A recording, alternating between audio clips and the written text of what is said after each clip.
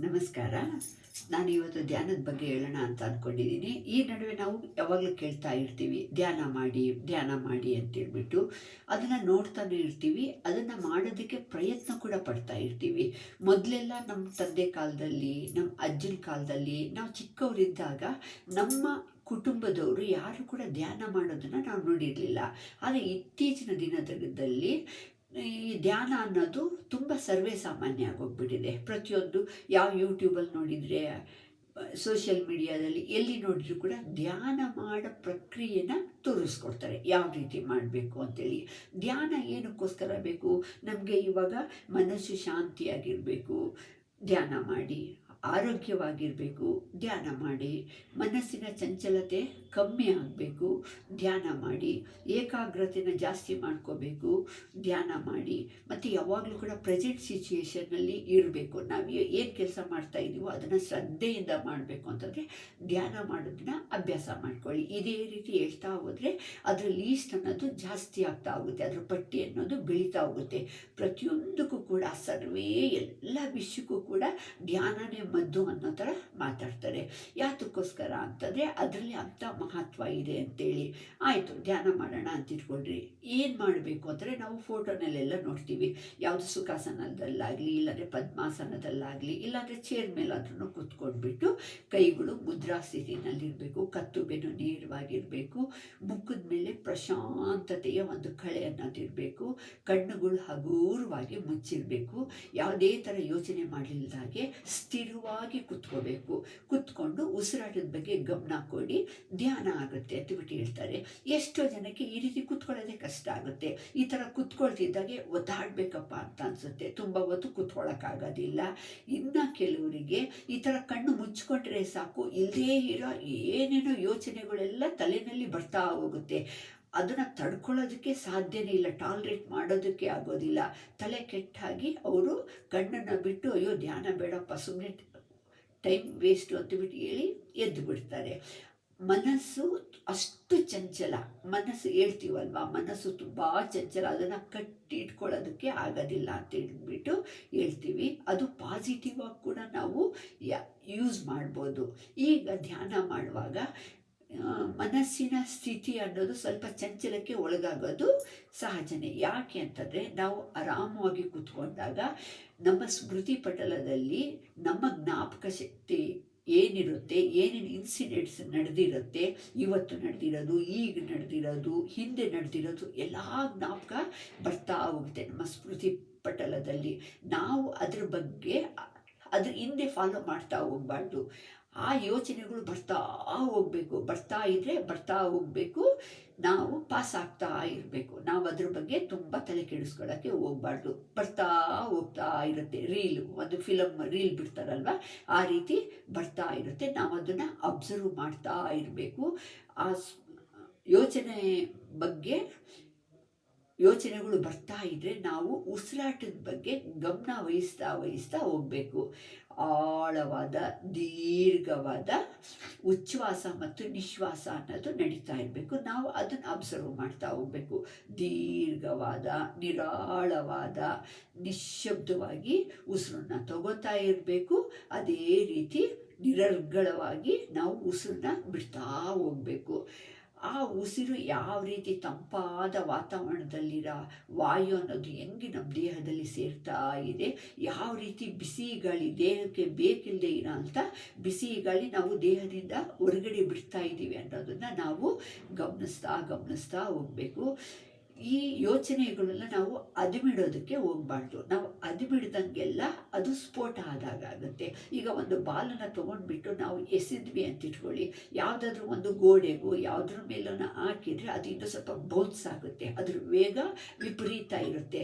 ಅದೇ ನಾವು ಅದನ್ನು ಏನು ಗಮನಿಸ್ಲಿಲ್ದಾಗೆ, ಆ ಯೋಚನೆಗಳನ್ನ ಏನು ಗಮನಿಸ್ಲಿಲ್ದಾಗೆ ಒಂದು ಬಾಲ್ ಇವಾಗ ಮೈದಾನದಲ್ಲಿ ಸುಮ್ಮನೆ ಬಿಸಾಕ್ತೀವಿ, ಅದ್ರ ವೇಗ ತುಂಬ ಜಾಸ್ತಿ ಇರುತ್ತೆ. ಅದು ದೂರ ಹೋಗ್ತಾ ಅದ್ರ ವೇಗ ಕಮ್ಮಿ ಆಗ್ತಾ ಹೋಗುತ್ತೆ. ಕಮ್ಮಿಯಾಗಿ ಯಾವುದೋ ಒಂದು ಜಾಗದಲ್ಲಿ ಹೋಗ್ಬಿಟ್ಟು ಅದು ಬಿದ್ದು ಸ್ವಲ್ಪ ದೂರ ಹೋಗ್ಬಿಟ್ಟು ನಿಂತೋಗ್ಬಿಡುತ್ತೆ. ಅದೇ ರೀತಿಯೇ ಮನಸ್ಸು ಕೂಡ.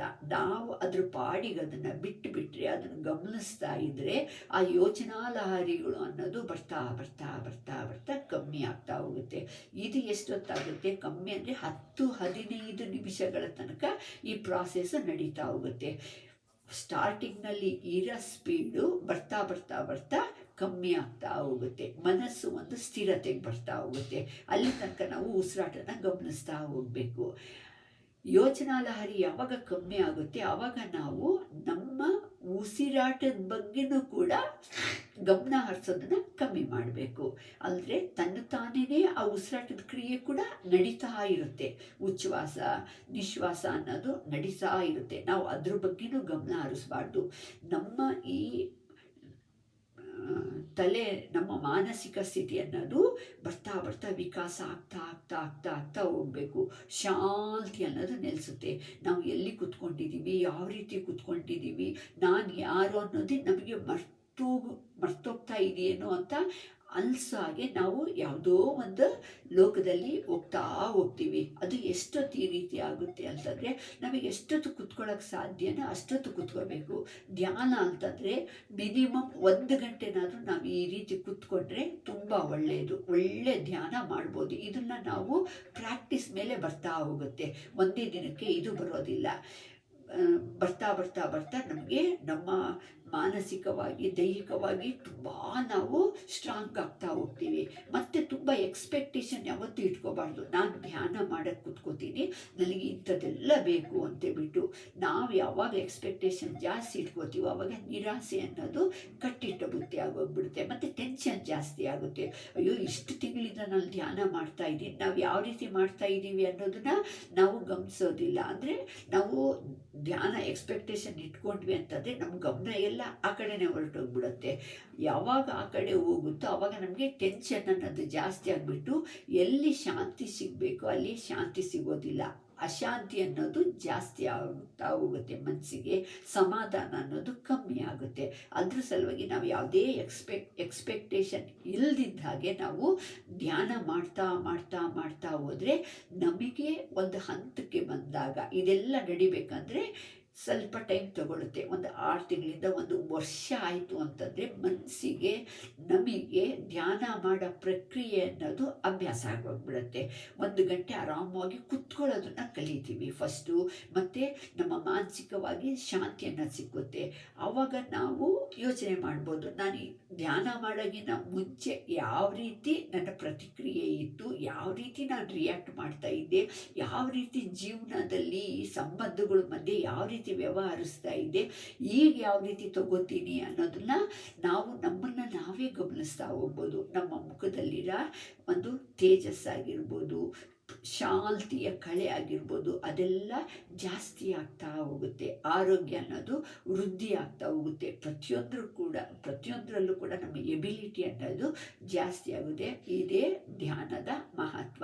ಧ್ಯಾನ ಮಾಡೋದಕ್ಕೆ ಒಂದು ಗುರಿನೂ ಇಟ್ಕೊಂಡಿರಬೇಕು, ಒಬ್ಬ ಗುರುನೇ ಇರಬೇಕು. ನಮಗೆ ಗುರಿ ಇಲ್ಲ ಅಂತಂದರೆ ನಾವು 4 ದಿನ ಮಾಡ್ತೀವಿ, ಆಮೇಲೆ ಇದರಿಂದ ಏನು ಪ್ರಯೋಜನ ಇಲ್ಲ ಬಿಡು, ಸುಮ್ಮನೆ ಟೈಮ್ ವೇಸ್ಟು, ಇದ್ರ ಬದಲು ಏನಾದರೂ ಕೆಲಸ ಮಾಡ್ಬೋದಲ್ಲ ಅಂತೇಳ್ಬಿಟ್ಟು ನಾವು ಅದನ್ನು ಬಿಟ್ಬಿಡ್ತೀವಿ. ಯಾವಾಗ ನಮ್ಮ ಗುರಿ ಅನ್ನೋದು ಬಲವಾಗಿರುತ್ತೋ ಆವಾಗ ನಾವು ಯಾವುದೇ ಕಾರಣಕ್ಕೂ ಕೂಡ ನಾವು ಆ ಕೆಲಸನ ನಿಲ್ಲಿಸೋದಿಲ್ಲ. ನಮ್ಮ ಜೀವನ ಮಾಡಬೇಕು ಅಂತಂದರೆ ಯಾವ ರೀತಿ ನಿದ್ದೆ, ಊಟ ಎಲ್ಲನೂ ಅವಶ್ಯಕತೆನೋ ಅದೇ ರೀತಿ ಧ್ಯಾನ ಕೂಡ ತುಂಬ ಅವಶ್ಯ ಅನ್ನೋದು ನಮಗೆ ಮನದಟ್ಟಾಗಬೇಕು. ಅದ್ರ ಸಲುವಾಗಿ ನಾವು ಧ್ಯಾನ ಮಾಡಬೇಕು.